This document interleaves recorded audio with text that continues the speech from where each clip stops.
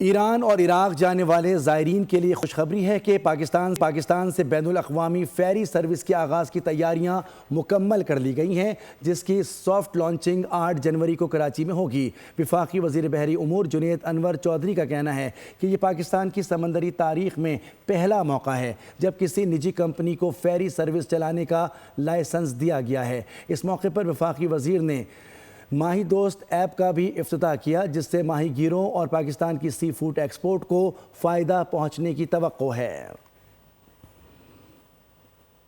ہم نہیں دے رہے آگے، آپ کی فیری ہے، آپ کے پاس لائسنس ہے، یہ آپ کی مرضی ہے کہ آپ کدھر چلائیں گے۔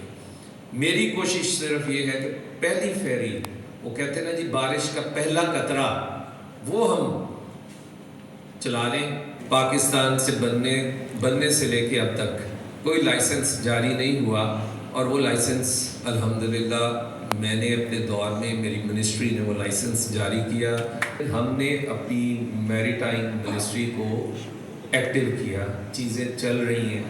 اگر پی ایم ایس سی میں کوئی چیز بہتری ہو سکتی ہے، کوئی بھی آ کے، میں سمجھتا ہوں آپ لینا چاہیں آپ آئیں، جس نے بھی آنا ہے آئے، لیکن اس ادارے کو بڑھنا چاہیے۔